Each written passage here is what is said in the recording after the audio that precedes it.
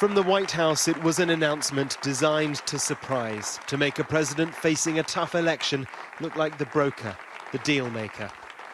And it does, because on the face of it, the Abraham Accord is a rabbit out of the hat, a significant moment in the story of the Middle East peace process. Just a few moments ago, I hosted a very special call with two friends, Prime Minister Benjamin Netanyahu of Israel and Crown Prince Mohammed bin Zayed of the United Arab Emirates, where they agreed to finalize a historical peace agreement. Everybody said this would be impossible.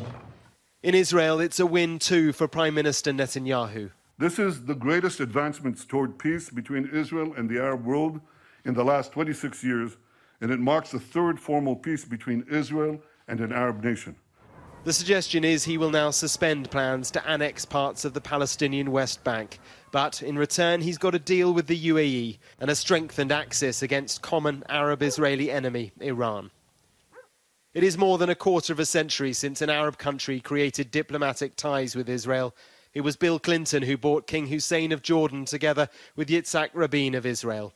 The only other Arab nation with diplomatic ties with the Jewish state is Egypt. That deal signed back in 1979.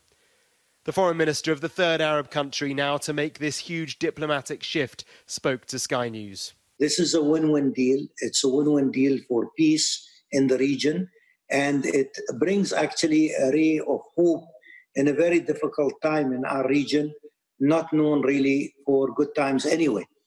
In Jerusalem, there is now the prospect of Gulf Arab tourists wandering the old city, visiting the Al-Aqsa Mosque for the first time.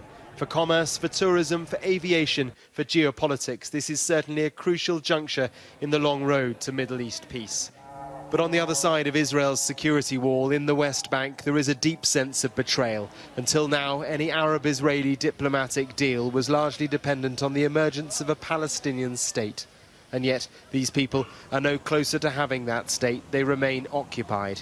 Replying on Twitter to the Abu Dhabi Crown Prince's announcement of the deal, top Palestinian diplomat Hanan Ashwari wrote, "May you never experience the agony of having your country stolen.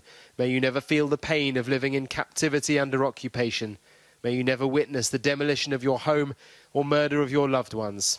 She concluded, "May you never be sold out by your friends."